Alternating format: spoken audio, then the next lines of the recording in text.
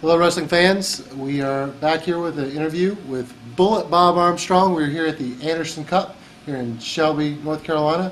I want to welcome Bob Armstrong. Thank you very much for having me, partner. It's been a long time since I wrestled in this building. It's just a pleasure to be back with my son Brad tonight. That's right. Tonight, Bob and Brad's going to be competing in the tag tournament, which will be available at highspots.com.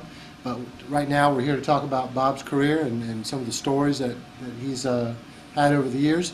We asked all the candidates or all the interviewees how you got started in this crazy wrestling business. Well, I was a power lifter when I was a young man, but when I was 6 years old to start the whole thing, I stood on my dad's shoulders and watched the original Gorgeous George.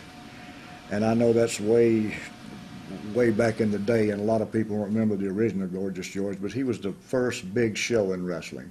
In fact, Muhammad Ali took all his interview cues from that man. He was amazed by him, and so was I. And I got the bug. But I got into powerlifting, and a promoter there in Marietta asked me how would I be interested in wrestling. And since I was big and strong at the time, I figured, well, I can handle those guys, but I'm here to tell you, my first match, an old fellow that had to be 50, 55 years old, he made me into a pretzel. And I learned right then, it's a lot more and it's a lot harder than it looks like. Just standing watching it on TV or sitting at ringside, it looks so easy. And when I got in there, all that strength, he just turned it around and used it against me. And within 5 minutes, I was hoping I didn't throw up, and he was laughing. So I learned there's a lot more to pro wrestling than just like as easy as it looks, in other words. Today, wrestling, if you want to get into wrestling, they have schools and they have trainers and stuff, but tell us about how you got started into pro wrestling. Well, it was a closed shop back then. You didn't get in unless you had a sponsor. And the deputy sheriff in Marietta, Georgia, had been a pro wrestler. And he's the one that asked me would I like to wrestle so he could manage me, and he wanted to stay in the business. He was an older guy.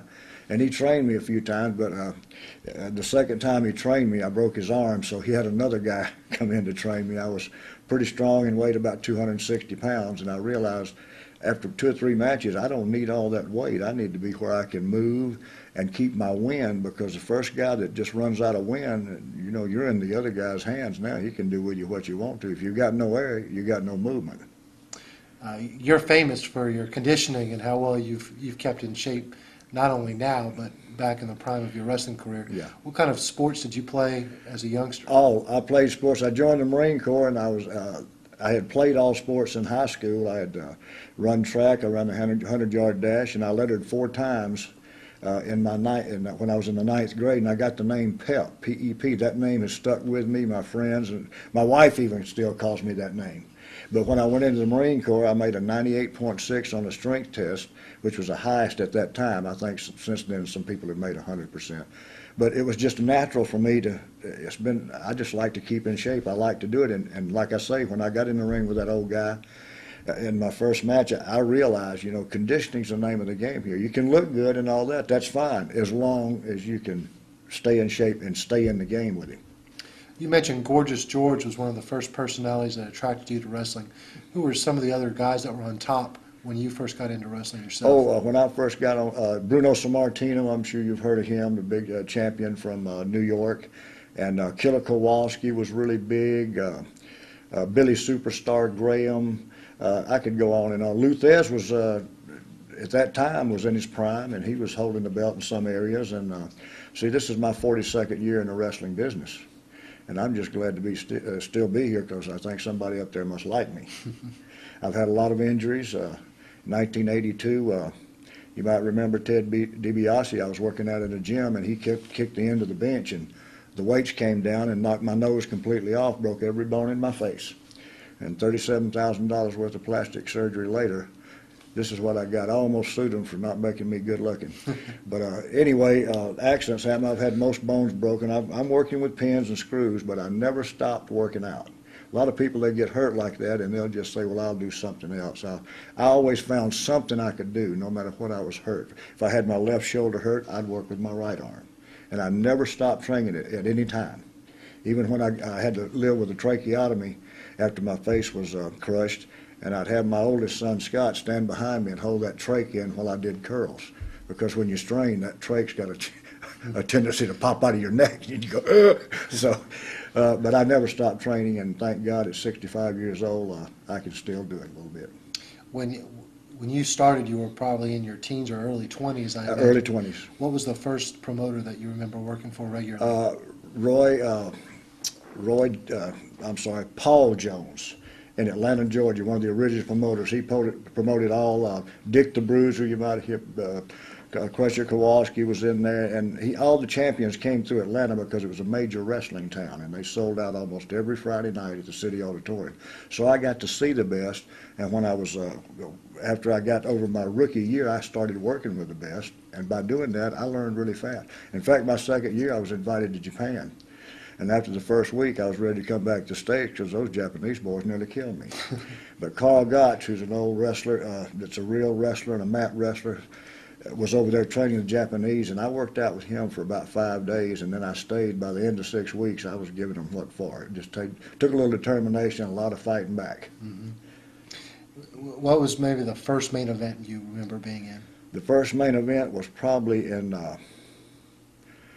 Macon, Georgia. And I think that was with Sputnik Monroe. I don't know if you've ever heard that name. He's an old-timer, and he had a couple of brothers in the business, too. And I wrestled Sputnik Monroe in the main event in Macon, Georgia. And from there, I worked the main event for about 6 months. And for some reason, I guess being from Georgia, the people took a liking to me. So they booked me against Dory Funk Jr., who was world champion at that time. And I'm not bragging, but we outdrew Elvis Presley. Elvis Presley was in the week before we wrestled. He drew 7,200 people. We drew 8,600. Wow. And the match went to a draw, and it took me about 4 days to get over that match. That Dory Funk was one of the toughest wrestlers I ever wrestled, and a very knowledgeable wrestler. Most people, when they get into wrestling, it takes them a few years to get to that level. Why do you think you were able to pick it up so quickly? I think conditioning, like you said before, is conditioning. And like I say, after the first year, getting to wrestle people that are better than you all the time is a lot better than just putting somebody in there that doesn't know any more than you do. You just kill each other, and you don't learn a thing. But by wrestling those big guys, every time they'd hurt me, I'd remember how they did that. And Nick Bockwinkel was a great wrestler at the time. Ray Stevens. I got to wrestle all those top guys my second year, and I was just very lucky. I'd say I was blessed, and somebody up there does like me, because I learned fast. And within 4 years, I was North American champion. I won that in 29 seconds against Buddy Colt in Jacksonville, Florida. So Eddie Graham, who owned it at the time, talked me into staying in Florida. So I stayed down there for a year and had a great time. Jack Briscoe was the world champion at that time, and I got to wrestle him in Miami, and I actually held him to a draw. That was the highlight of my life. I didn't beat him. I didn't even come close, but he didn't beat me. That was a thrill to me, because Jack Briscoe was one of the greatest wrestling champions we've ever had. When you got into it, could you tell right away this is something that you wanted to do? Oh, yes, for the rest of your life? Definitely so. Well, after that first match, I got to be honest, I didn't know. After that old fella made a pretzel out of me, and I realized there was a lot more to wrestling than I had thought. I really thought about never going back. But the deputy sheriff there, he said, well, you're going to get hurt a little bit, but your body will learn to absorb it. And I didn't know if I wanted to absorb it or not. But after a few more weeks of working out with him and finally just working out with the weights, I lightened up on my weights. I think that was the main thing. I was lifting heavy weights and lifting in competition, and I brought my weight from 260 down to 230, and that made a world of difference in my wrestling ability and being able to last a little longer. How important do you think it was among the boys, your military training, and how much you were in condition to get their respect so quickly? Well, a lot of them did. And I lived in Marietta there, and a lot of them that came through Atlanta. Marietta is right outside Atlanta, and a lot of them asked about it. What about this kid? And a lot of people knew what I'd accomplished like in the Marine Corps. I made outstanding man of my platoon, and I made PSC right out of boot camp. So physical training had a lot to do with that, and scoring high on the strength test. And then they'd start asking around. They got the information of what I did in high school, and they'd ask me about it. They'd come ask me about it, and they kind of accept me. A lot of people, they don't accept for a while. They'll push them back, and they'll make it really rough on a guy. But thank goodness they accepted me a little sooner than they do a lot of athletes. You had mentioned some of the guys that you credited with teaching you at an early age. Were there any people that gave you a little resistance? Oh, certainly. Certainly. I had black eyes and broken noses. There were a lot of them that wanted to show the rookie what it was all about. But, I just kept coming back, and finally I got where when they broke my nose, I'd break theirs. I got 6 teeth knocked out in the front right here. In Birmingham, Alabama, by excuse me, a Texas wrestler that came up to beat the new rookie. And sure enough, he knocked my teeth out and everything, but I chicken winged him and broke his arm, and I think he was out a lot longer than I was. I got my false teeth back in about 2 weeks. They made me a plate.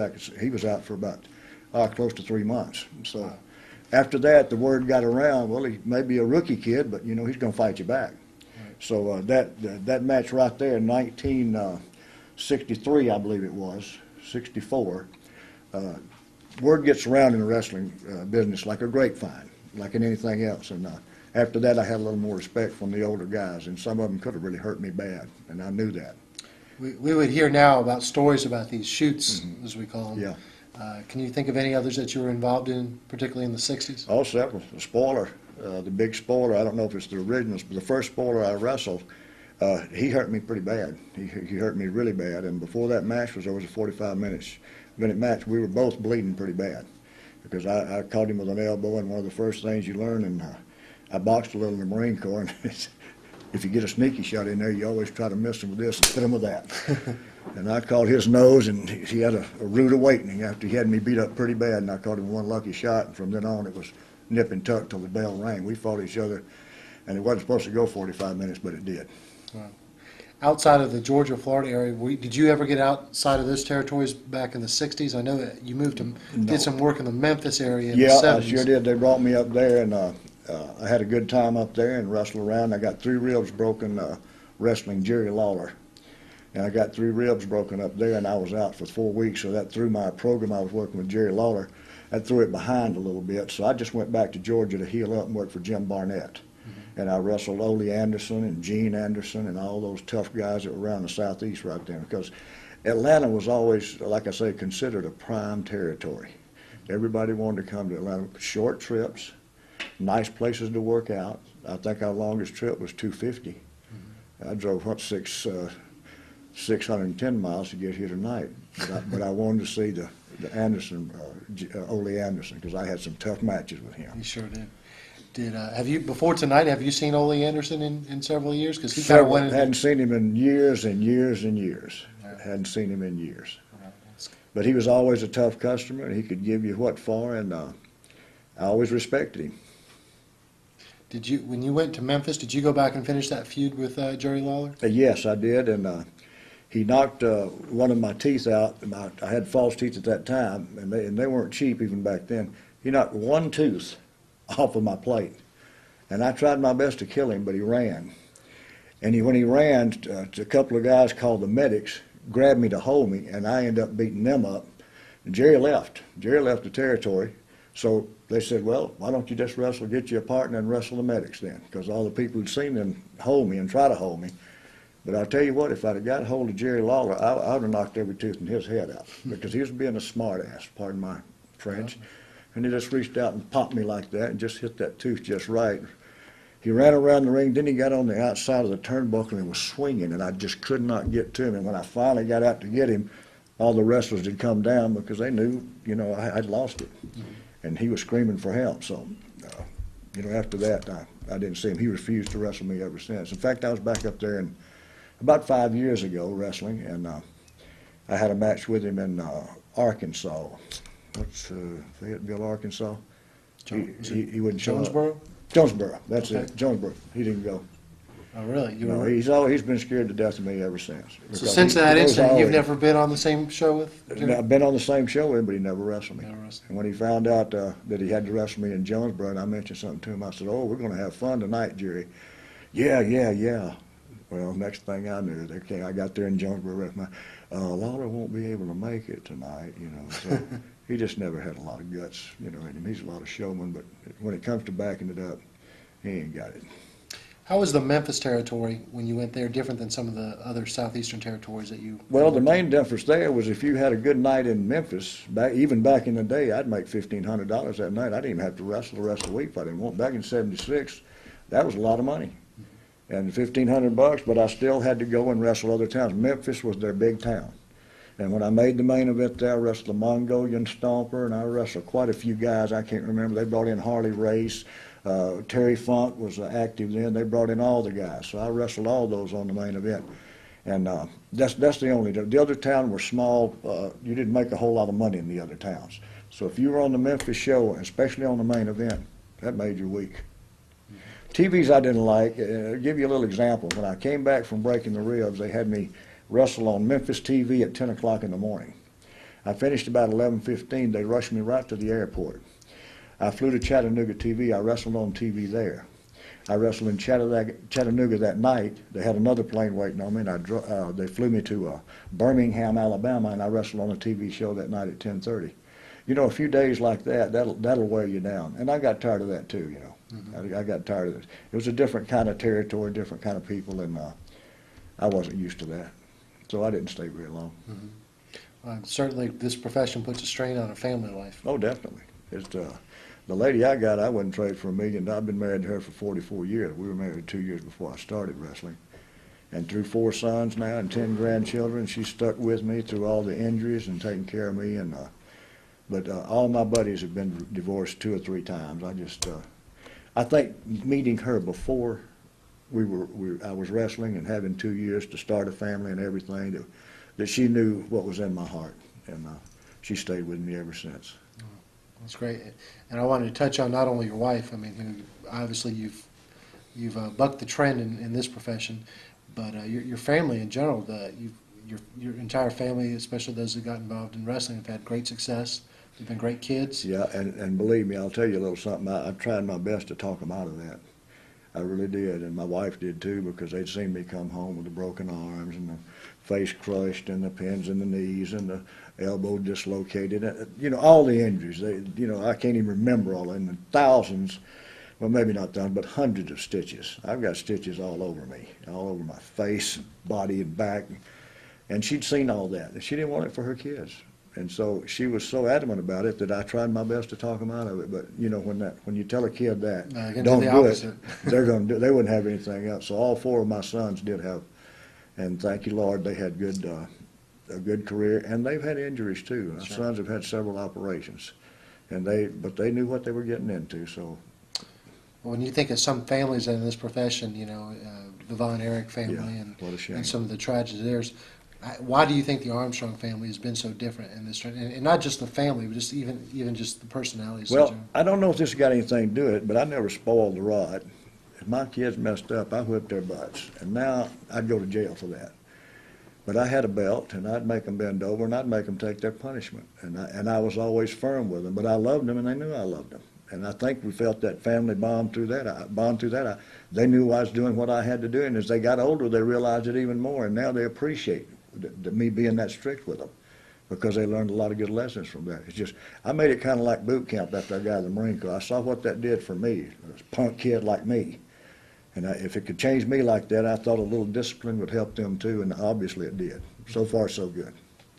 Why the Armstrongs are synonymous with very, very technical wrestling. You guys have, cornered the market in that front. Well, I trained them like that.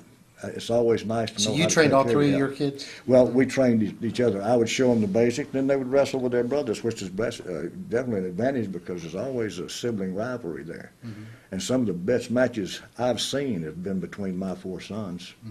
Just saying, okay, boys, go at it, and setting out on ringside. We'd go to the matches early, and I'd sit out there and watch them, and they got very tough doing that and trying to let their dads see one beat the other. And they got really tough doing that. And they learned the technical moves. And a good technical wrestler can beat anybody that does this high flying and all that. They know how to hook you, and they know how to hurt you. And they learn that the hard way, and they don't forget it. Other than your 4 sons that you are credited for training, was there anybody else that we would know of that you've also trained? No, I've given them advice, maybe worked out a couple, but nothing serious and nothing. Just I help all the rookies when I can with the little pointers, but I didn't train them like my sons. No. Now I'm in my early 30s now, so the first opportunity that I had to watch you was when you were in the Georgia territory on WTVS. Yes. I know a lot of my generation, the first thing they remember is you and Roddy Piper. Oh yeah, we had some good ones. Roddy was a tough customer too. Can you take us back and tell us a little bit about the? Well, I'll tell you how it got started. Brad and I won the national tag team championship in the old Omni there. First sellout crowd they'd had, and we wrestled teams from Japan, Korea. Bruno Sammartino was on the card. He brought a team down, and we went through everybody. I guess Brad was only 18 years old, but he was full of it, and he was tough as nails. And I had the experience, and I guided him through, and the last team we wrestled was Mr. Fuji and a guy called Mr. Saito, two very tough Japanese guys. But technically, we outsmarted them. They were stronger than us, bigger than us, but technically, that's how we won the match.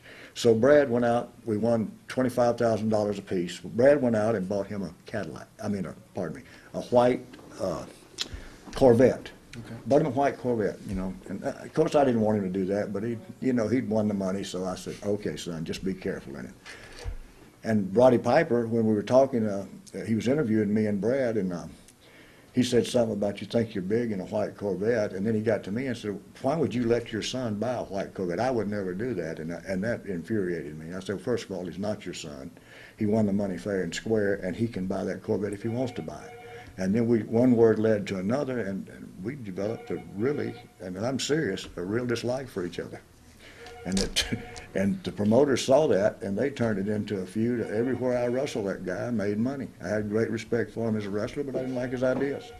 He was always just kind of a smart, well, you know how Roddy is. Mm-hmm. He's all me and everything, and don't give you nothing. You had to take what you got from him, so I took a little. Mm-hmm. And that made matches everywhere. I wrestled him all over this country.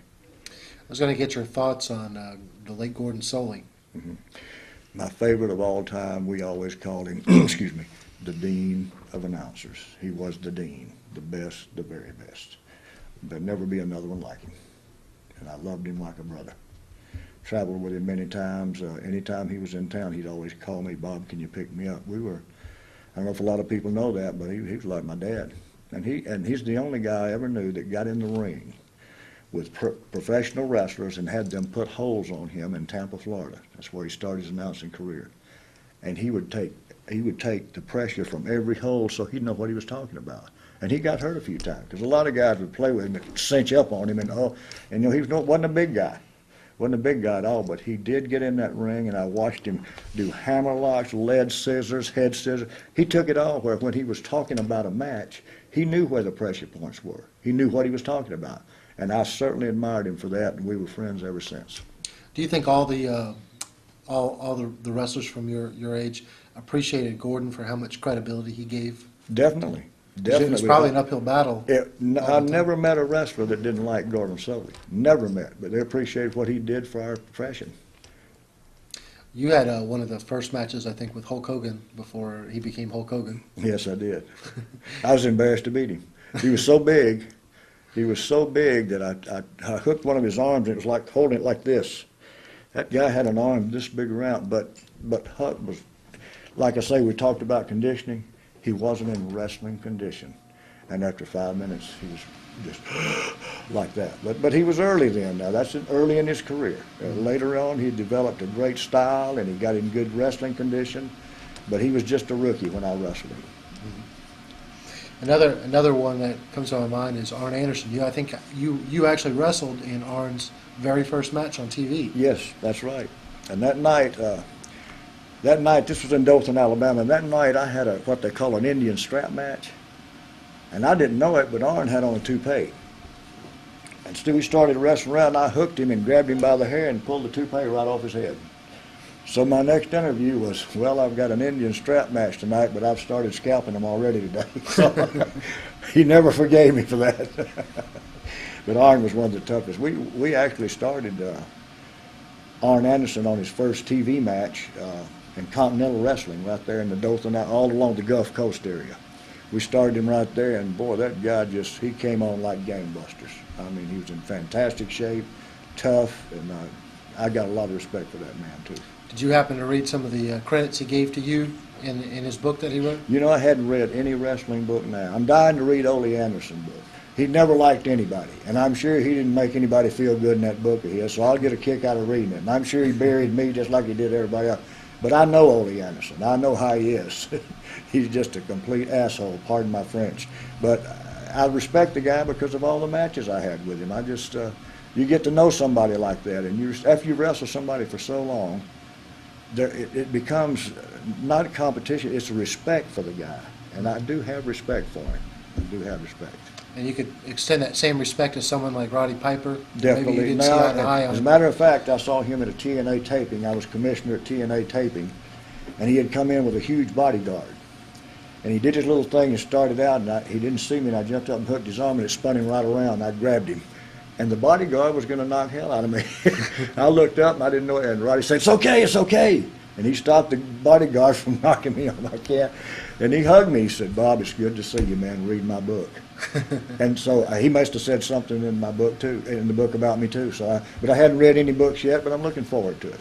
When I get old, I'll probably read those books. I'll give you a copy of the Piper book so you can check that out. Oh, really? I'd love to check that out, yeah. Fair.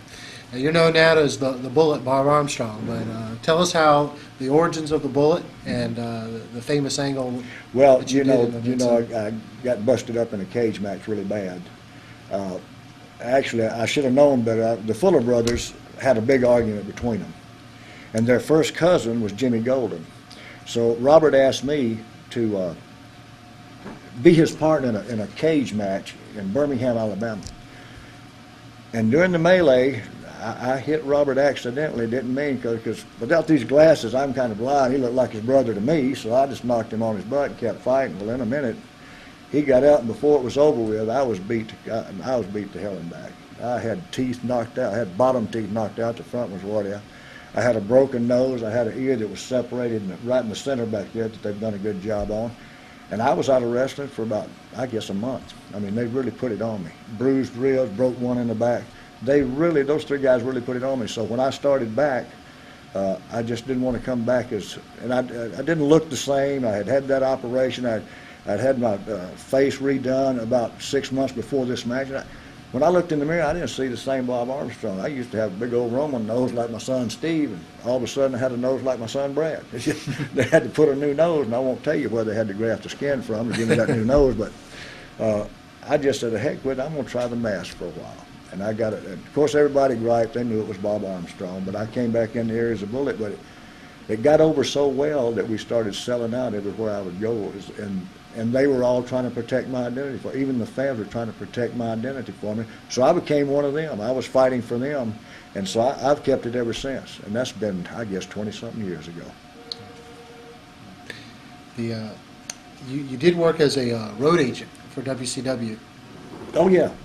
Tell us about some of the experiences as a road agent and what those responsibilities were. Oh, it was a mess, but it wasn't as bad as TNA that just started. That was a real mess. Well, let's start with WCW, and then I'll follow up with the TNA. Well, you know, the top stars, they all have egos. All professional wrestlers have egos, and the main thing, and one of the best things I can remember is trying to get Van Vader upstairs for a match, and so I sent Paul.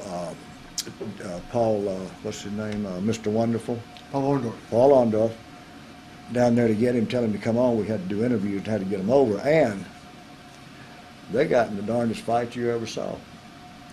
And Paul just beat his big fanny. I mean, he beat him till he's bleeding like. It was a mess. We were always separating those guys. Mm-hmm. You know, egos clash, and we were always separating. I remember Steiner and. What's the guy's name, got in a heck of a fight, and my son Scott was on one side, I was on the other.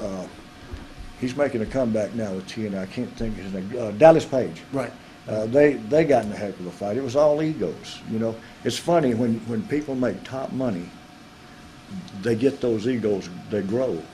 You know, in the old days, we all made about the same. It wasn't any big money made. You know, we'd make maybe a couple of thousand, but not like $200,000 contracts or $1 million contract nowadays. And for some reason, you've heard money changes people. I'm a firm believer that's true.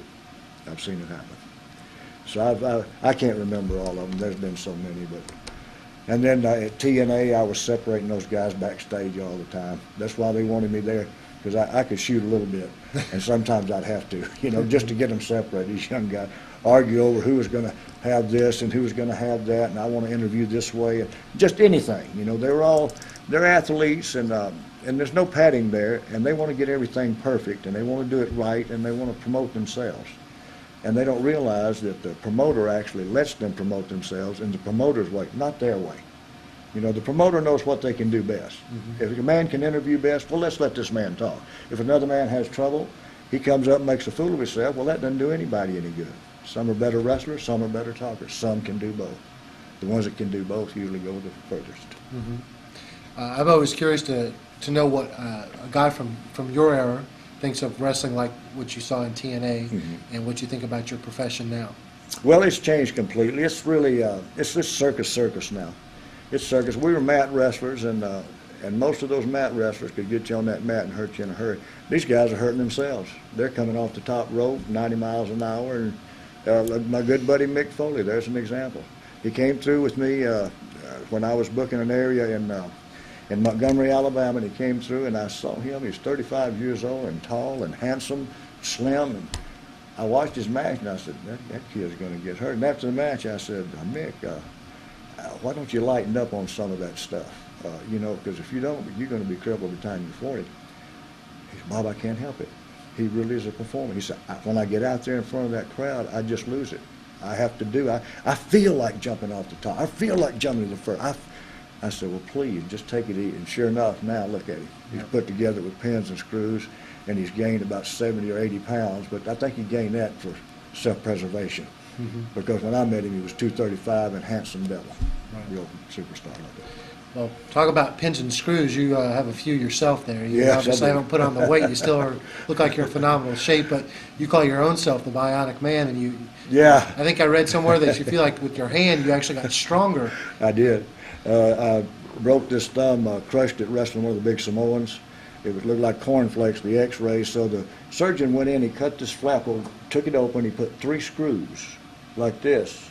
And I thought it'd be weak forever, and now I've got the best grip I've ever had in my life.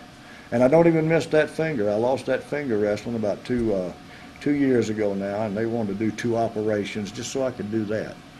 I said, why don't you just cut the damn thing off? I don't need to do that. The only thing I miss about it is I can't scratch my ear. But it hadn't hurt my working out, my wrestling, or anything. You said you did that 2 years ago. What exactly happened? Yeah, I got it caught between a guy that weighed about 350 pounds on the rope. And when I started to jerk out and jerk him, he was so heavy and hard to move that when I finally got him moved, the finger bent out here. It was an awful sight. Almost made me throw up. And I tried to bend it back, it just fell back over. So the next day I went and I had it cut off that day. The doctor said, we're going to do this. I said, no, you're going to cut it off. So by 9 o'clock I had it cut off, and by 10 o'clock I was in the gym. I had a big old Band-Aid on it, and he did a good job, don't you think? Oh, Pretty yeah. smooth. It's And I smooth. can still move it. Well, I know what your wife thought about it. After all those years, she probably... I called her up at work. She works for a cable TV company. And I said, honey, I've just had my finger cut off. And she almost fainted. You what? You're kidding, aren't you? I said, no, I just had cut. Oh, God, oh, God. Well, but she's seen it all, but she never had seen me cut anything off, cut a digit off. But I figured I was much better for it, and I saved myself a lot of pain. The operation, 2 operations. A lot of money, this. too, I'm sure. Yeah, much money, but I didn't want to have the downtime. I was ready to go. I had matches coming up. I had serious matches coming up. And so the next weekend, I went back to my doctor, and he put some kind of little metal piece over it, and I went on and wrestled. It was great. So I just don't believe in spending a whole lot of money to do that. I want to ask you about, it must be a great privilege to be able to team with your son and have as much success as that you had. Great. I can't describe the feeling. And I've wrestled with all of them, all 4 of them. I've been able to wrestle with all 4 of them. And I've had success with all 4 of them, and I can't describe the feeling, but I had to get over this. I had to get over seeing them get hurt and get over that fatherly feeling and go to the pro wrestling feeling. It's going to happen. You know, you're going to get out there and you're going to get hurt. Somebody's going to slap him a little bit too hard. I want to come in and choke him to death when they do that. I had to get over that. The first few matches I had with every one of them was usually disqualification because I'd lose my temper and I'd go in there and make a fool of myself. But later on, they got mad at me for doing that. They said, Dad, we can take care of ourselves. You just stay on the corner, you get tagged, we'll take care of it. So from then on, we had a lot better matches.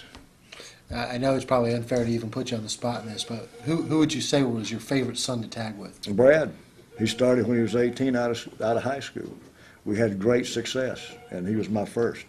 But they've all got different qualities. They've all got, Steve Armstrong, my son, is as strong as a bull, one of the strongest men I've ever wrestled in my life, and also with the weights. Scott has got finesse, my oldest boy. Scott's got finesse.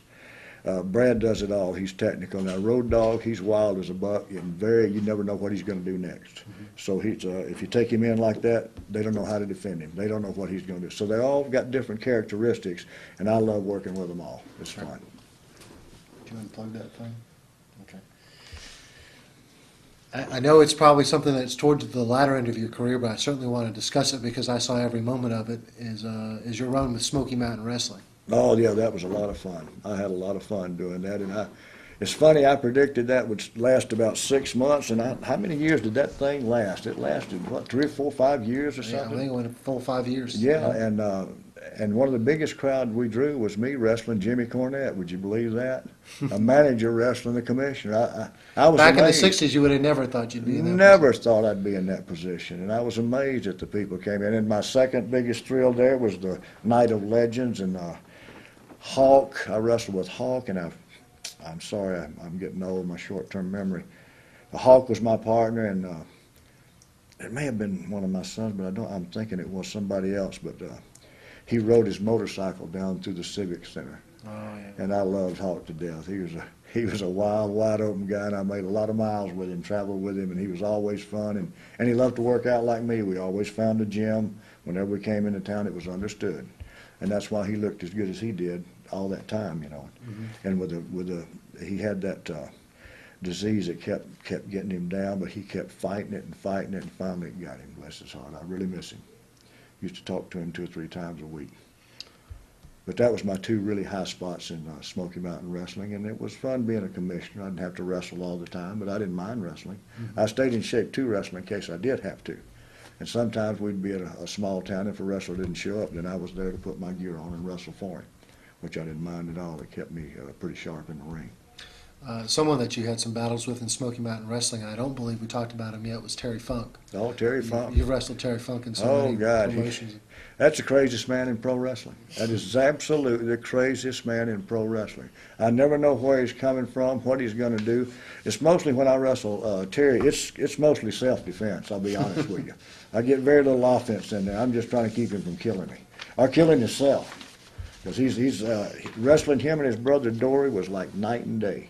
The difference being, when I wrestled Dory Funk in Macon, I was telling you about the match we outdrew Elvis Presley with, it took 35 minutes to get the people interested in that match because Dory was a wrestler.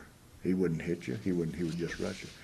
At the 40-minute mark, everybody in that building was standing up, and they stood up for 20 minutes and never sat down. And my oldest son can tell you that right now. That's the match he'll never forget. He'll never forget that.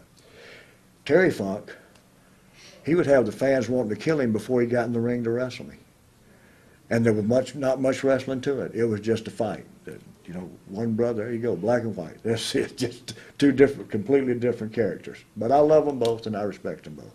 And I'm older than Dory. Everybody thinks Dory's older than me. Well, I'm a year and a half older than Dory. But I had some classic matches with Dory Funk. He's by far one of the best wrestling champions we ever had. And I wrestled a bunch of champions. You were one of those performers that could pretty much do it all in that age, and I think that if you had started now, you would have been just as successful. I'd have been. I don't think I'd have had a chance now. To be I don't know.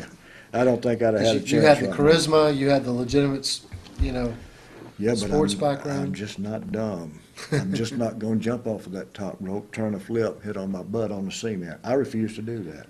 I just refuse to do that. So I'm really glad that I started when I did because I got it when it was. I've seen it all change. I grew with it. I changed my style as it changed, and as I changed, I was able to go on and wrestle more and more and more. That's why I've been wrestling 42 years. And I had some of my best years in my 50s. I've had some of my real good best years in my 50s. But I always made sure I took care of myself and didn't do anything that wasn't logical in the ring, if I could help it. What was your favorite style? Would you prefer the technical style of facing a Dory Funk? Oh, I had to. Because if you didn't wrestle him on his style, he would hurt you. I mean, he would hurt you bad, and he had the power to hurt you and the knowledge to hurt you. See, his dad was a pro wrestler, too. And he took him when he was 6 years old, and he taught him all the hooking moves of wrestling. By hooking moves, I mean if a guy tries to get away from you or tries to do all this high flying stuff, he would ground him immediately and maybe hurt him, so he'd stay down on the ground. And Dory wasn't above. If you started all that move, he'd stroll out of the ring, stroll around a little while till you calm down, and come back in. He was one of the best of all.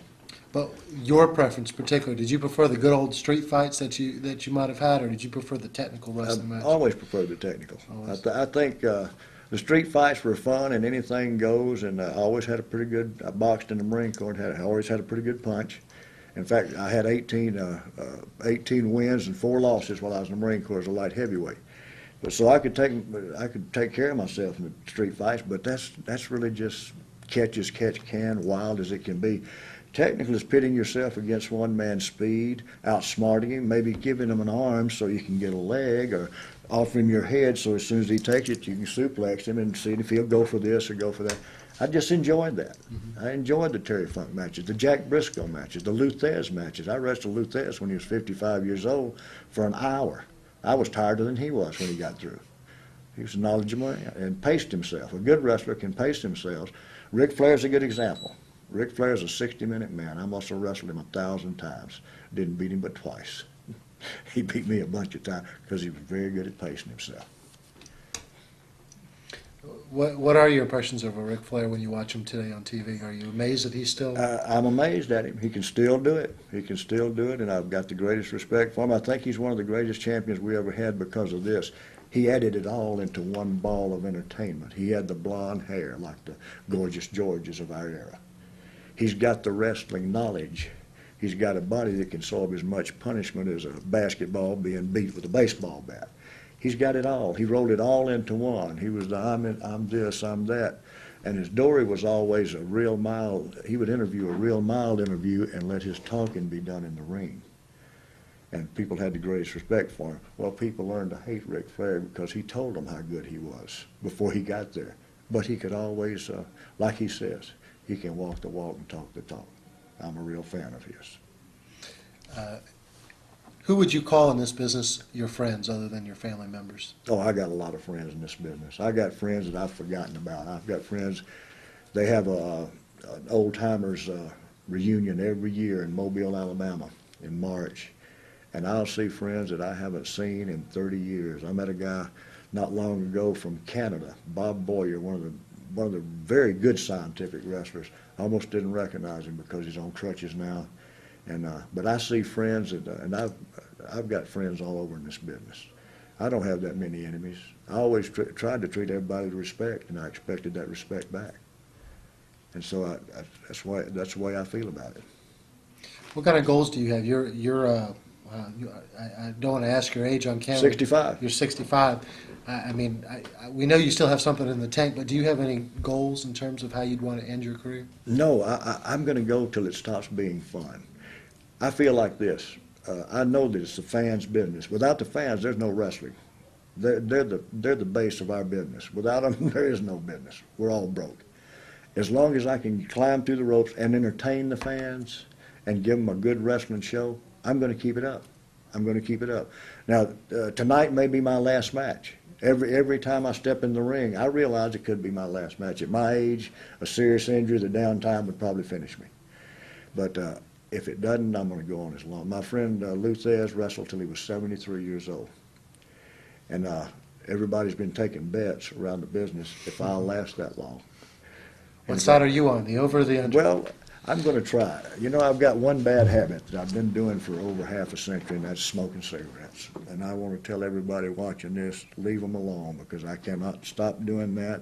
It's the only thing I've been able to do everything I've always wanted to do in this life, but I've never been able to quit smoking.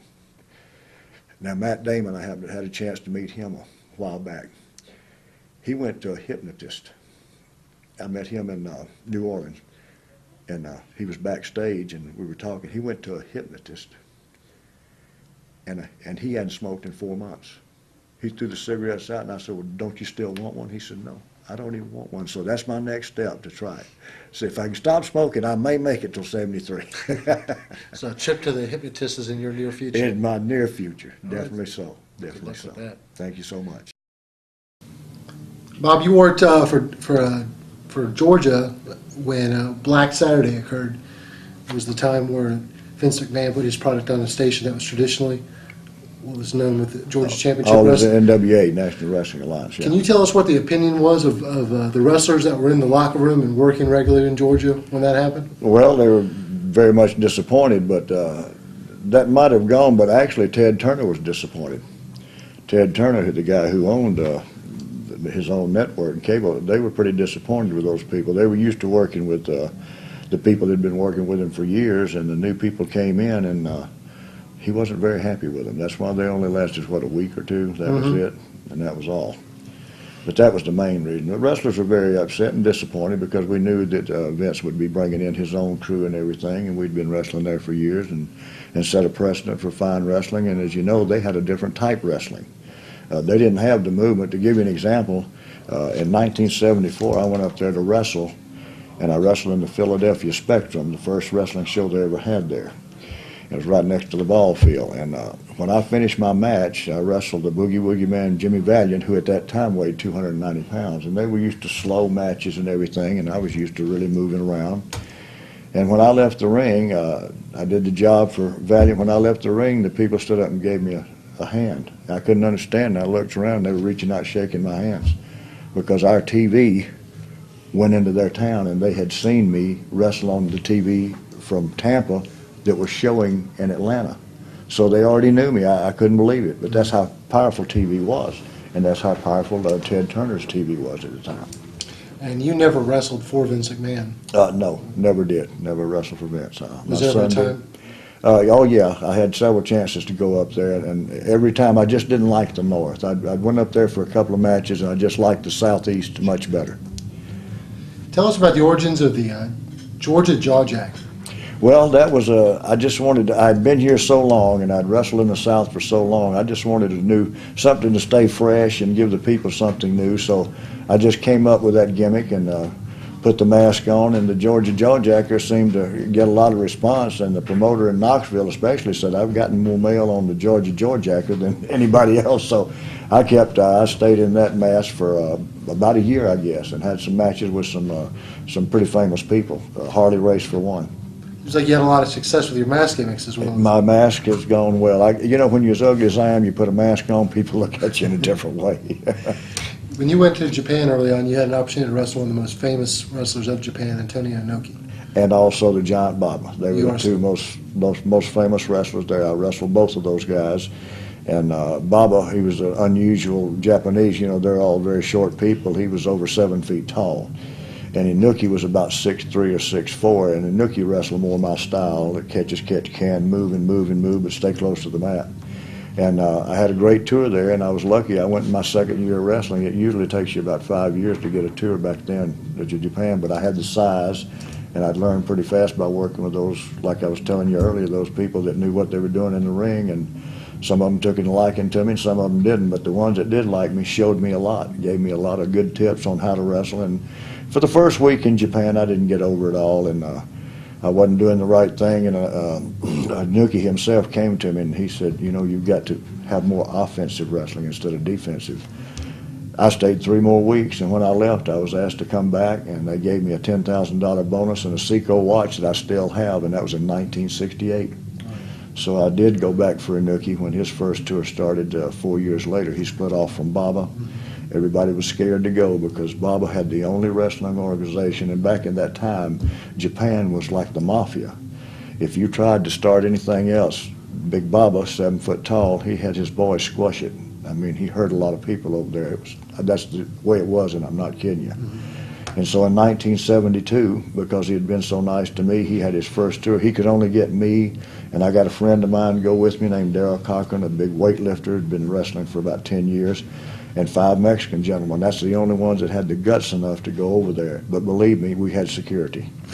We had security around us in every match, and the thing about it was, we had about 12 matches in 12 weeks because nobody wanted to rent him a building to wrestle in. They were all afraid of Baba, and his wife had a lot of power too. So they were the most powerful, dominating wrestling force, the only wrestling organization. Not like here when you had WCW and you had Vince McMahon and you had some outfits in Texas. But you know the truth, now after Inuki started his, I went on that first tour with him. After that, they started, more and more people realized, well, you know, we can open up here and have our own business. And now I'd venture to say there's about 16 to 20 wrestling organizations in Japan right now that you can go for over there. On that one tour, you didn't have any incidents with the security? No, we had guys all around us at the we'd go to the ring and it'd be like a squad around us, a SWAT team around us, because a few people tried but they didn't make it. So it was pretty scary, pretty scary time, and especially staying for 6 weeks. Sure. I wanted to make sure I touched on something about I can only think of 2 cases where you actually were a heel. One being the famous incident when you were a referee. I think this was in Alabama. That's exactly right. Mobile, Alabama, to be exact. I think you could do it more justice if you set it up and tell us the story if I did it.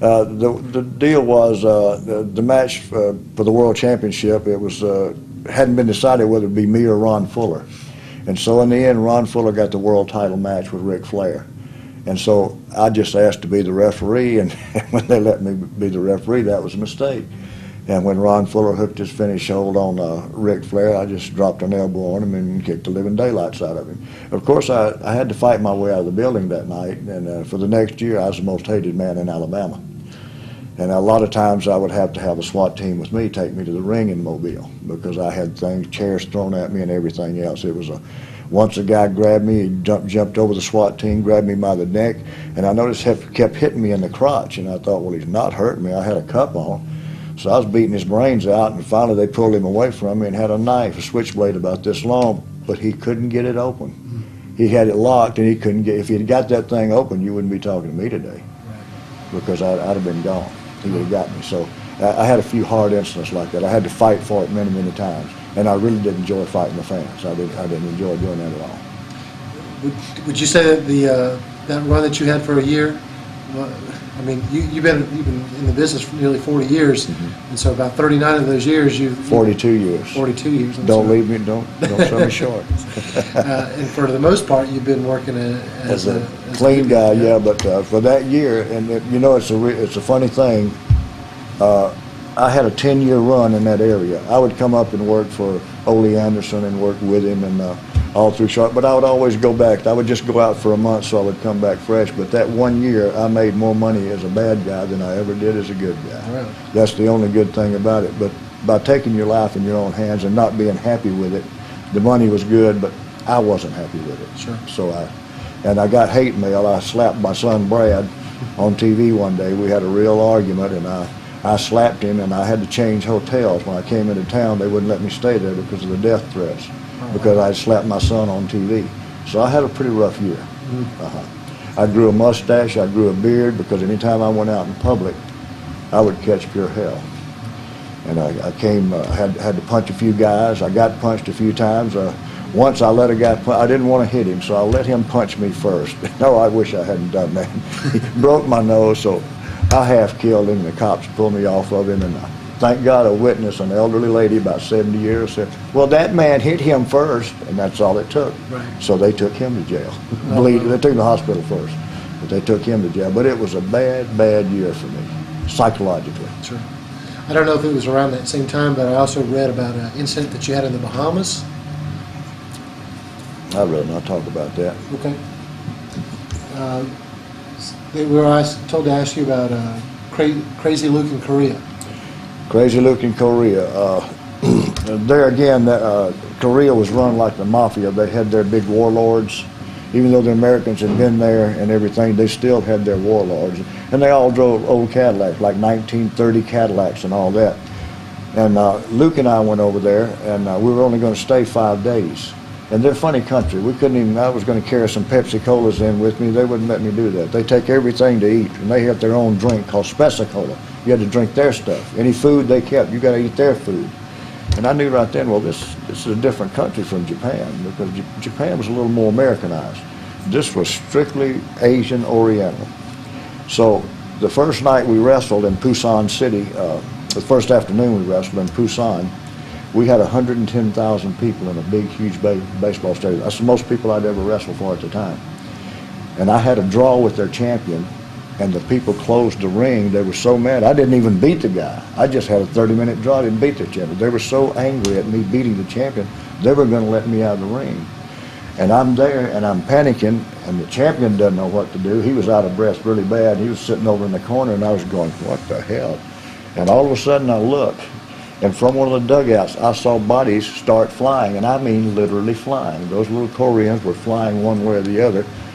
And when they got close to the ring, I saw this guy. He was about as big around as this table, and I'm not exaggerating. He was built like a bowling ball, and he was throwing bodies this way and that, and about 6 guys on each side of him following him. And they got me and got me out of there, thank God. I don't know what would have happened. I didn't like it right then. But we had another match there, and they got the security around the ring this time. And so then we got back, we got to there. So we had 2 matches in Seoul, Korea, biggest city. So they tried to pay us in Korean money, which was nothing, they gave us a shoebox. Here's how they did it. Hey, Luke, if you and Bob will wrestle for this, look at the money we'll give you. Shoebox, it's full of money. It's their kind of $100. It was 10 times more than we'd been promised to go. And luckily we had a Japanese commissioner. He said, don't take that money, because as soon as you fly off that airport, you might as well throw it out the window. It's not worth the darn out of this country. So we had to insist that we got American $100 bills, and they had to pay the price for it. So we had to lock ourselves in a room. And it just so happened that the president of Korea at the time, his mother was the biggest wrestling fan in Asia. She was an elderly lady, and she loved wrestling better than anything. And she said, you're going to have that wrestling match, son. He had to get the money. We had already broken chairs like this apart for weapons. We made them slide the $100 bills under the door, and we stuffed it in our socks and our shoes and our trunk. We stuffed it everywhere, because we figured if we left it there, they'd come back in and get the money, because like I say, it was like back during the Roaring '20s. It was bad. So we went and had our match that night, the next night, and his mother ordered that the matches be televised. They weren't going to be televised, so those matches were televised. And so when we started to leave the next morning, just as scared as I was the whole time I was over in Korea, a huge black limousine pulled up. 2 little guys with their hands in their pockets, just like you see in the movies. They jumped, run around, and opened the doors. The car was so old, the doors opened like this. And a guy got out, elderly gentleman, and me and Luke just backed up against the wall. We thought, oh my God, we're going to get shot, stabbed, or something. But the guy stuck out his hand. We found out he owned the TV station. And so when we got out of that country, I told Luke, I will never in hell go back to that Korea again. I was afraid. Plus, the bad thing they did to us, they did what they call shoe fly. They put something in our food that we were in the bathroom more than we were in our beds. We were passing each other going to the bathroom. It almost killed us. I went there weighing 235. In 5 days, I weighed about 212. That's how much I got dehydrated. And you couldn't drink the water. You had to drink their Spesicola for any liquid at all. And I hated it, but it was distilled. That's the only thing. The water was bad. Right. So that was my experience over there. Thank God for Crazy Luke Gray. I was kind of a rookie, and a lot of people don't know this. Crazy Luke wrestled in New York, got his name in New York, but he was actually from a little town right out of Macon, Georgia, and I'm a Georgia boy too. And when we met, we were instant friends. So he took care of me. If it hadn't been for him, I may not have made it back, and that's the honest to God's truth. I wanted to ask you about some of the promoters that you worked for, particularly the ones here in the Southeast. Maybe you can compare some of them or tell me any stories that you've had. Sure. One of the most famous promoters in our area are the Jarretts. Right. But had nothing but good relations for them. In fact, they brought me, I had a good name in Georgia and had a good name in Florida, and they said, how would you like to come up here? And I said, well, I've heard some bad things about it. It's a wide open territory, like 3 states. And they had me working, like I told you earlier, on that Saturday. A lot of times I'd have to make 4 or 5 matches on Saturday.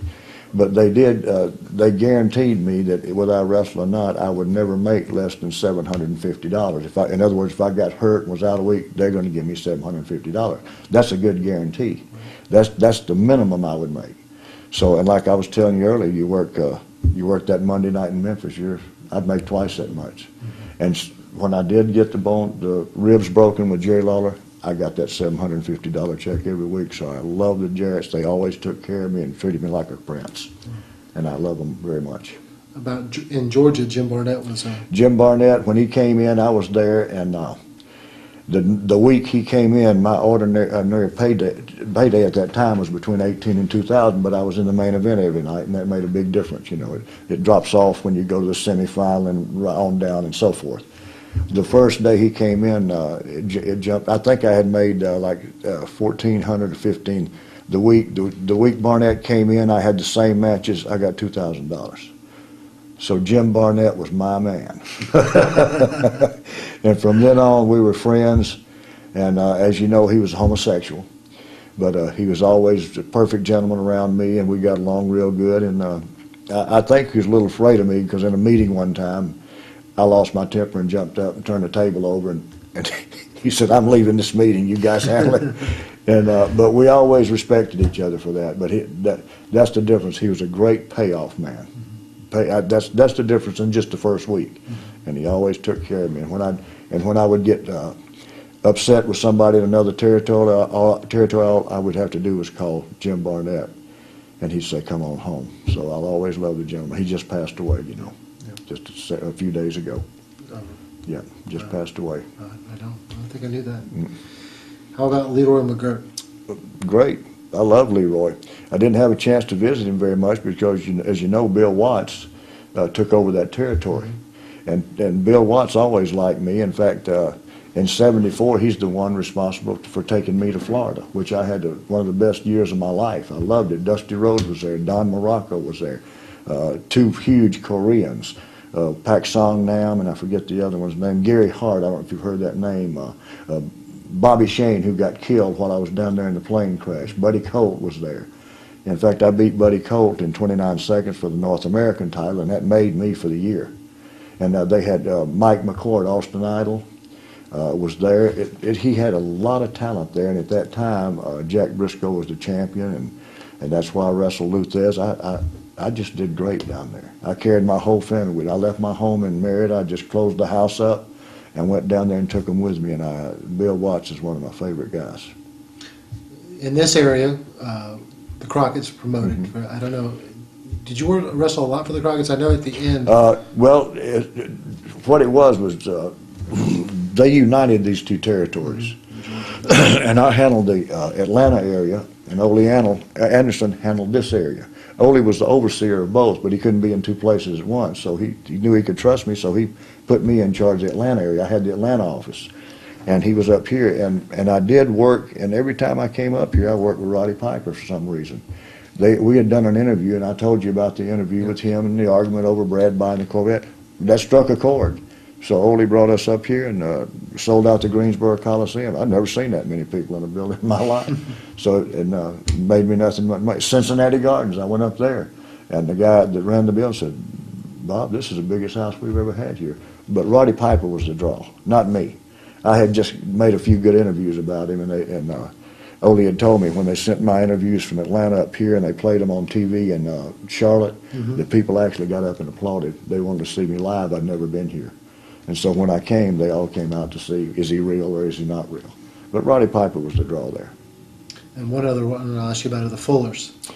Fullers were always good to me. In fact, in 1978, they invited me to buy a territory with them, the whole Gulf Coast, where I double-crossed Ron, I was just telling you about.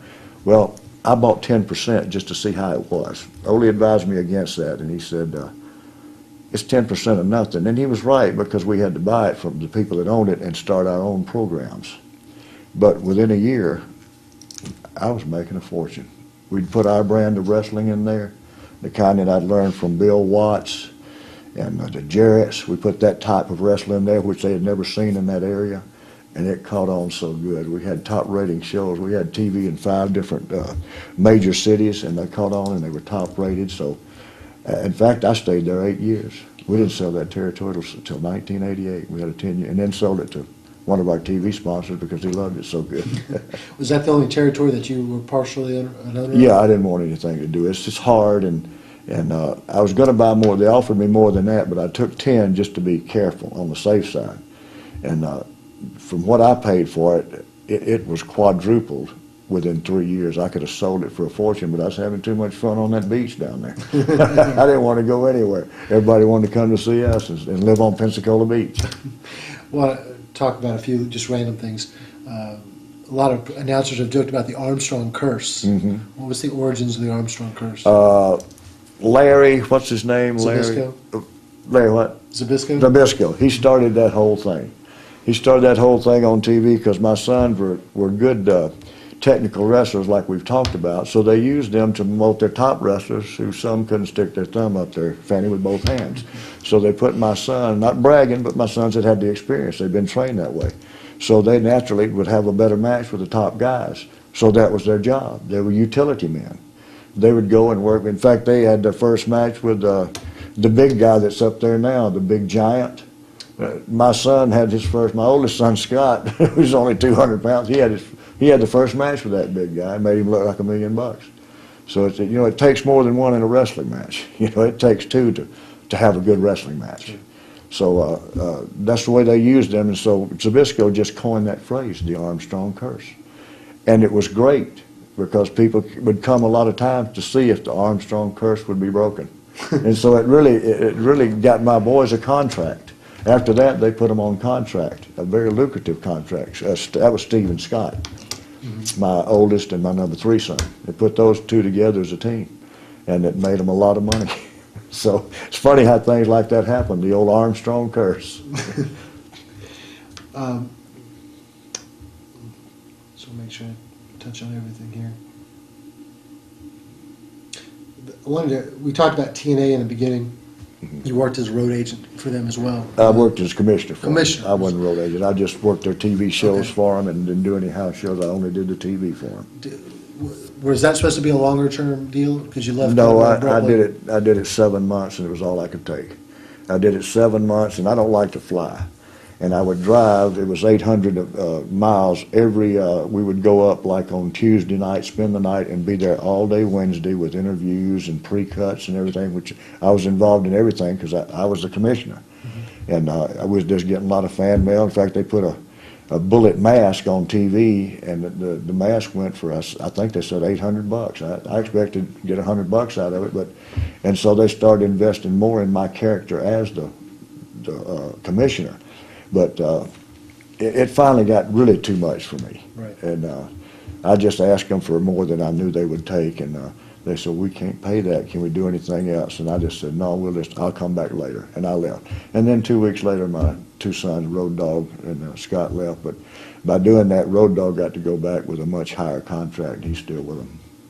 You told us this before the camera started rolling again. I asked you tonight. You wrestled with the mask on. You said that you wrestled all the time now with the mask. Can you just Yeah, the reason I do that, when my face got broken all to pieces and they had to make me a new nose, the only thing they couldn't fix, and I still have wires in my face, and sometimes if I fly, it'll set off something I have to explain. I'm just tired of that. And of course, I'm scared to fly too, but what they couldn't do was make my nose adhere back to my skull. So all I have here is a nose with a piece of bone right here. And sometimes without that mask, if I get hit, my nose will end up over here.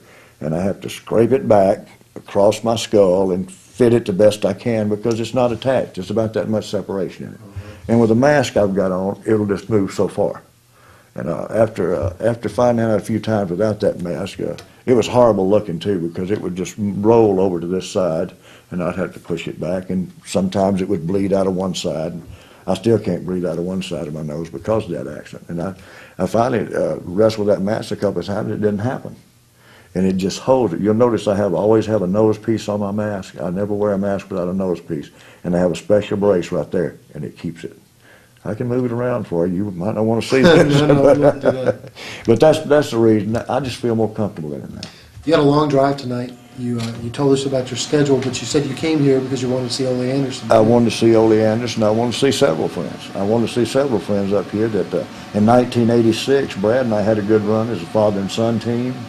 In fact, I got hurt up here, and they were going to team me up with, remember, Hands of Stone, Ronnie Garvin, yeah. and let Brad go for the title by himself since he was younger. And that got over so good, and then I got hurt.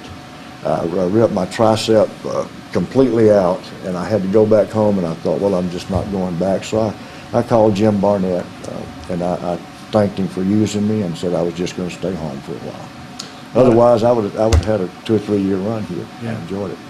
When I asked you, what would you say, you've had so many great ones, but what would you say, if you're looking back, what was your proudest, maybe angle, proudest match?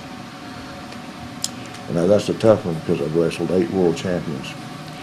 And I'd have to say the match that Dory Funk and I wrestled, and this was earlier in my career, but I'll never forget it. And you can ask Dory Funk right now, he'll tell you the story, because when the guy came in and said, you guys have outdrawn Elvis Presley, we just looked at each other like dumbfounded, because we didn't think we'd ever put as many people. Like, the biggest crowd there had ever drawn, Elvis had just drawn it. It was a new building. It was only 2 months old. They brought Elvis to draw the crowd, thinking we wouldn't draw anything because we were just lowly professional wrestling. The thing they didn't count on, we had a TV in Macon, Georgia, that we could do anything we wanted to on. We weren't restricted. And it was a match made in heaven, a Georgia boy against a Texas boy, with everybody behind me wanting to beat that Texan. And 8,600 people later, and it was one of the best matches I've ever had in my life. It went to an hour draw. And it was a 2 out of 3 fall match, and he beat me in about 7 minutes, and at about 48 minutes, he was getting tired. I beat him, and then we couldn't beat each other, but we ended up going at it, and the people gave us both a standing ovation. And I'll never forget that, and my sons were with me. My oldest son can tell you right now, he said it had sent chills over him, and he saw all those people, and he wanted to be a wrestler right then, you know. So maybe I shouldn't have taken him to that match. But I'll never, I've had some good ones, but not from my type, from the guys I wrestled. Harley Race was good. Jack Briscoe was good. Ric Flair was good. Terry, Dory, they're all Gene Kiniski, the big Canadian champion. He was great. But that match I'll never forget. What would you be doing if you never had the 42 years in wrestling? What would you have done with your life? I'd still be a fireman. You know, I was a fireman for 7 years, and I had made lieutenant, and I didn't have to fight fire. I had to just drive the truck, hook up the water for them. I had a real cush job, actually. And I had gone through all the firefighting and been in there, and I almost died one time. I went into a fire as a rookie, and I had just happened to turn my hat around. They said, always turn your hat around. You know, you have the long back for a fireman's hat. So if you go into a building, Bob, turn your hat around. And before I walked in that building, I remembered that. I turned the hat around. I walked in, the building collapsed, drove me right to the floor, burnt me all over, but it protected my face. And that's the closest call I had. But I worked through all that and then finally got promoted to lieutenant. And I suppose I would still be with the fire department or have retired by now. I always ask, if we can, for you to close an interview with a funny wrestling story or a rib that you're safe to tell on camera. All right, I'll tell you a good one. The Rock's father. I was partnered with him for years, and I'm deathly afraid of snakes. And so is he. Rocky Johnson's his dad's wrestling name. And we were the black and white team. We were salt and pepper, and we were going everywhere and doing really good. And this happened in Macon, Georgia also. And Harley Race, who's the biggest jokester of them all, he knew we were both scared of snakes, so he sent a message that he wanted to talk to me and Rocky down in the second dressing room. So we went down there, and we were waiting, and we were waiting. I said, Rocky, what do you think? What do you want, you know? He said, well, hell, I don't know. Didn't he tell you? I said, no, he just said be here. And about that time, the door flew open, and he threw the longest black snake I've ever seen, kicked the light off, held the door from the outside. Rocky Johnson and I nearly killed each other. He had on a brand new pair of white boots. We got out, his boots were solid black from where I'd stepped all over. I won that fight. I was up against the door like that big, and Rocky was grabbing onto my back. Get us out of here, Bob. And they opened that door. We both fell out, and we were the laughing stocks. But that Harley, he was always getting me with that. I mean, he'd always bring a rubber snake, and I wanted to kill him so bad. But he was a great wrestler, and he was tough. One thing about Harley, he's a left-hander. First time I ever wrestled him, I found that out. I thought he was going to throw a right, and I just threw my shoulder up to block it and hit me right here. Knocked me out for about 30 seconds. I went right through the ropes. Finally got my bearings back and come. They had a great left punch, and it was only about that long. But that was probably the funniest thing. Everybody knew I was afraid of reptiles, and I've gone through a lot of humiliation like that. But that's about a lot of funny things did happen, but that was one of the funniest things that ever happened. after it was over. It wasn't funny So at it the was funnier time. afterwards.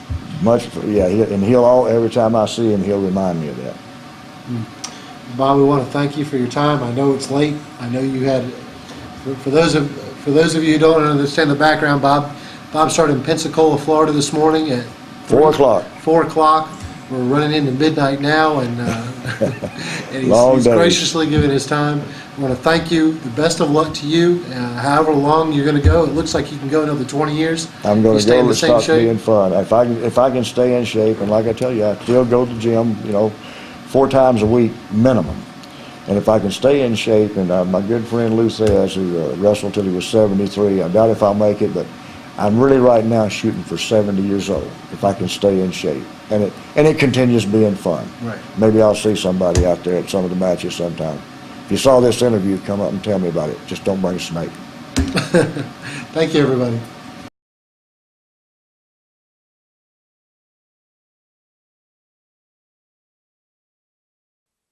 Southeastern Championship Wrestling. Innovators in television wrestling with split screen, instant replay, and other technical firsts. The program voted #1 by the Wrestling Writers Federation.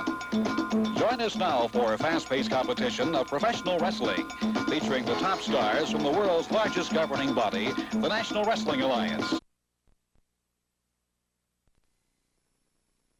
There's a man coming back joining us at the desk right now. A lot of action coming your way in the next hour, and a lot of big issues taking place in the Southeastern Wrestling area. Welcome back. I know the circumstances are not what you would like for them to be. No, not exactly, but I just have to say to your question, I'm very glad to be back and very glad to be healthy. Indeed. There are some people who are less fortunate than you this week, and one of those being your brother, Ron Fuller. That's true. It's a dangerous profession, but now and again you run into somebody who has some kind of plan outside going in the ring and beating somebody heads up. And that one is Bob Armstrong, and he proves it with a piece of film that you've got. And I've seen it before, but I'd like to watch it again now and speak with the people just face to face a little bit. Let's go back to Mobile's Municipal Auditorium. Championship, the NWA Heavyweight Championship of the World on the line as Ron Fuller meets Ric Flair. Special referee for this match, supposedly longtime friend of yours, friend of Ron's, and that's Bob Armstrong. That's true about the friendship thing, where it used to stand. I've been wrestling for 11 years professionally. I started right out of school, and been friends with Bob Armstrong for 10 of that 11 years. And friends, I say, is a lot in standard with what you're seeing right now. What you're watching right now, it symbolizes what I'm saying, and that Bob Armstrong appears to be doing a good refereeing job at this point. But I'd like to ask you right now, is it not obvious to you, after seeing the end of this film one time, that he had in mind the total time of this match that Ron Fuller would not win the world's title from Ric Flair? Is that not pretty obvious? Robert, let me say this. I'm speaking for myself, not for Rick, but I have sat and watched this film I don't know how many different times since this incident took place, and I still don't understand it. Rick, I don't know about you. I don't understand it. Well, the night in Mobile, I had a chance to be there, and in watching the match from the vantage point where I was up on the stage, a lot of little things escaped me, Robert, that may not notice unless you watch very closely. Right here, for let instance, me bring out the point again. You see Armstrong's hands thrown in the air, almost as if he was pleased at the fact that Ron had really tossed that world's champion for a shot there and had him going good. That's the way it appeared to me. He showed that he was pleased. Now, from the outgoings at the end of the tape, you'll understand clearly that he could not have been pleased. I mean, if Bob Armstrong's going to go along, it's what he's done for 10 years. He's gone along 10 years supposedly being somebody's friend when he don't know what a friend is. He don't understand about that. He's got some need in his body. It's like you said, you don't understand it, and I don't think you'll ever understand it, Charlie, because you're an upstanding man. You're a righteous man. You know what's going on in life, and so you're not ever going to understand that. That's a bad part of professional wrestling right there. We're going to have to live with the Ron Fuller injury, and there's going to be some more injuries. Ron injured that right knee. We'll see the exact circumstances a little later in the match. Started the injury on. How many times before this incident, he'd had surgery on that knee 2 times that I know of, And going into that turnbuckle, this really, Rick, I would think, started the injury to Ron right here. Well, Ron's had to prove himself all through his career that, you know, wrestling after our father, he was very successful, and they said, how good's the older brother going to be and the younger brother? We've been down that road all of our lives, and Ron proved himself in order to get this match with Ric Flair in the first place, and now he, just as it's obvious there, he's turned over Ric Flair's hold, in which he's beaten so many men with that figure four, and I would say that that's putting Ric Flair's in the same position that Ron's in. Ron has a bad knee, he's hurt at this point, but it's obvious that Flair does too. Can the fact, you know, Bob Armstrong, at the time that Flair was coming into the area, held on to the Southeastern title for so long, could the bitterness of being the Southeastern champion and not getting the title shot, it couldn't make a man do what you're fixing to see, I don't think. Can that... Well, it's obvious that it did. That, you know, it's like a disease that grows on some people. It's like you saying you don't understand. I cannot understand. All I can do about it is just police the situation. That's my brother. And he means more to me than anything else in the world. He's my blood, my brother. And I'm back here, and people say, well, maybe you're not in condition, maybe you're not ready, this and that and the other. Well, put all of that aside, because I decided now was my time to come back, and I'm sitting here. I got a lot of fans that agree with me for sitting here and will back me down the road 100%. Well, I'm sure all the fans realize just exactly why you're coming back. They're watching it on television right now. But Robert, you yourself, not too very long ago, suffered a very, very serious injury to your neck. And this presents problems not only in re-injuring the neck, but in training and preparing yourself for getting back in the ring. I'll tell you, boy, that's a hard pill to take right there. To stand and have to watch it. You know, I've seen this thing, but I don't know how to watch it and try to mellow out my mind. There ain't no way to do it that I feel something inside, and there ain't no way to hold it in. I know you that. asked me to come out here, and I'm trying to be a gentleman about the thing. I realize this is not a time to wrestle Bob Armstrong. It's a time to talk about him. I'll get my future chance to get in the ring with him, and I'm telling you what, Bob Armstrong, I don't have zero respect for you, man. None at all. You no place in my mind but where the dogs lay. I can beat Bob Armstrong, and I'm back here to prove it. I'm going to beat him and beat him good. Here's an interesting situation. The Universal Heartthrob coming in the ring. He puts that figure four on the champion, which I tell you, had the champion's attention. He's a good man. I have to say that for him, not because he saved my brother, but it's obvious to the people that he's got a good heart, and I appreciate him being there in that spot. And I just want to say this, you know, Charlie, I get up this particular morning, I look at the sky, and it's a happy day for me, in and out all through the day, because I don't hurt. I don't have any injuries, see? And I've been around a long time, for 10 years. I don't have to go down to Bob Armstrong and tell him what I'm going to do to him or how I'm going to hurt him or this and that. It's not necessary to my fans or to Bob Armstrong. He knows what he's done, and he's going to have to pay for it. Thank you very much. Still, I do not understand the situation. You have seen what has happened, and Robert Fuller definitely upset about the situation, and rightfully so. A lot of action coming your way in the next hour on Southeastern Wrestling. Let's go to the ring.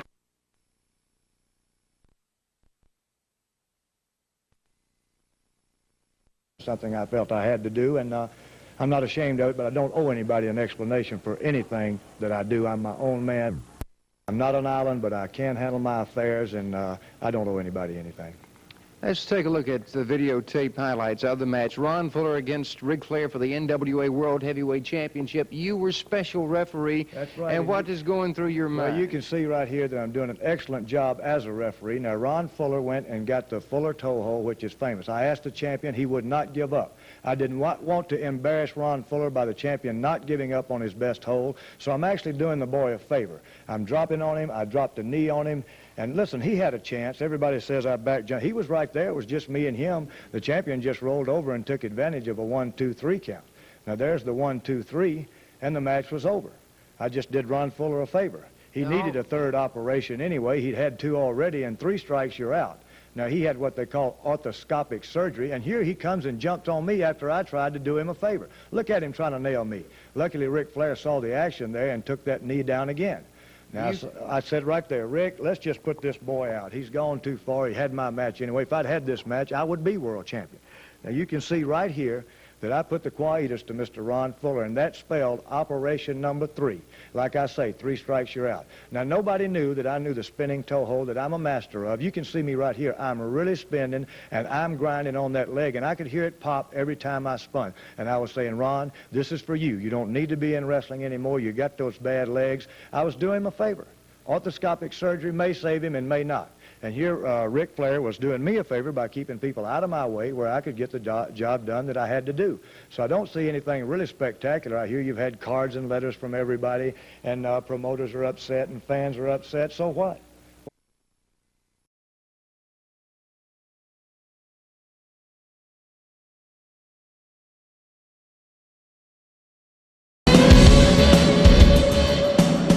Ladies and gentlemen, our next contest of the evening in the Anderson Brothers Classic Tag Team Tournament is scheduled for one fall. First round action, 15-minute time limit. Introducing first, Preacher X presents, from parts unknown, weight unknown, the team of Thunderfoot 1 and 2. And ladies and gentlemen, their opponents, they weighed in at a total combined wrestling weight of 440 pounds from Marietta, Georgia. This is Brad Armstrong and Bullet Bob Armstrong.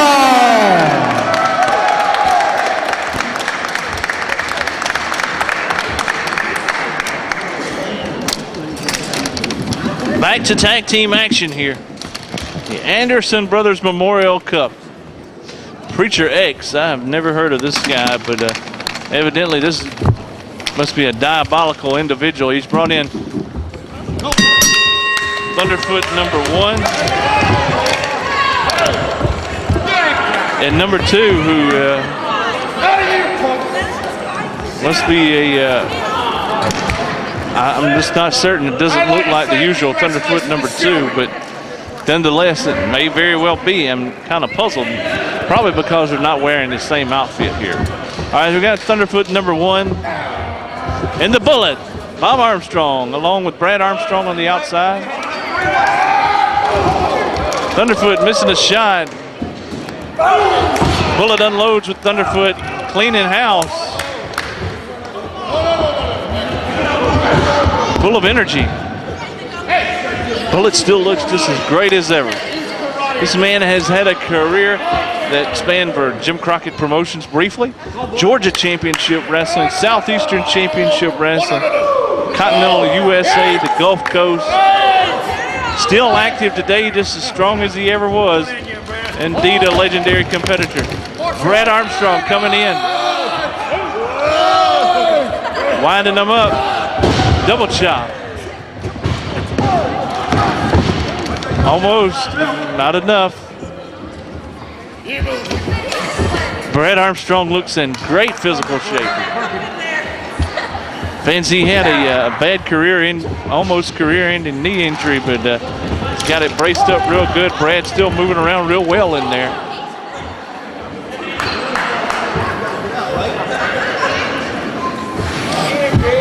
Thunderfoot number 1 and Brad Armstrong pairing off. We got a headlock. I will say on record this, other than the superstars, the Armstrongs, in my book, are probably very heavily favored to win this whole thing. You know, Dan, I think you're probably right when you look down the roster of the teams and the accomplishments of not only the team itself, but the individuals. You have to look very heavily toward the Armstrongs. All right, and Brad has the man in a headlock, but rolled up briefly. Like I said earlier, I don't know anything about this Preacher X. This guy's got to be a dangerous individual out there lurking outside. He looks pretty ominous. Diabolical, if you will. Brad Armstrong maintaining the headlock. Thunderfoot tries to get the pin. Can't get it. The Bullet on the outside, watching on.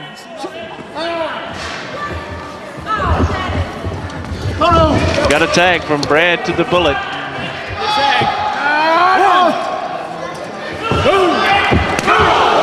Big chop, sends his man down. Got a tag. this version of Thunderfoot #2 hesitant to come in the ring. Well, the Bullet looks in great shape, Dan. I'll tell you what, this guy has a martial arts ability. Never has been a high flyer, but one thing you got to watch out for with the Bullet is that sleeper hold. Yeah, you know, and he served in the Marine Corps, so he's definitely a tough individual. Of course, he's been around the area for years and years and years. Come on, boy. Last known competition, recognizable competition, I think, was in the Smoky Mountain area, Dan? That's correct. But since that time, he's never really left wrestling. He's been a mainstay in the independents. Right now, he's been worked over. Yeah, Jamie Tucker being distracted by Brad Armstrong. Preacher X interference from the outside. I think he was holding the Bullet's tights. The Bullet in bad shape here.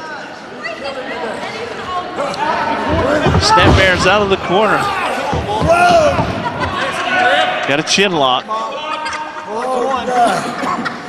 By the way, Bob Armstrong competed in this area a lot with Brad in the mid-'80s, but throughout the rest of the areas, a lot of the times when the going got tough, Bob Armstrong put on this blue mask on himself, the Bullet, and you could guarantee sometimes he'd have a 2x4, a baseball bat, whatever, and he'd clear up a mess in a hurry. What a transformation would take place when he put that mask on, Dan. Almost kind of like a Bruce Wayne Batman sort of situation. You're right. Boy, Brad coming in, really laying the forearms on Thunderfoot #2 here. Thunderfoot #2 with a little different look tonight. Yeah, I questioned if it's the same man, but I don't know. I can't tell. Look at this. Classic maneuver. Russian leg sweep.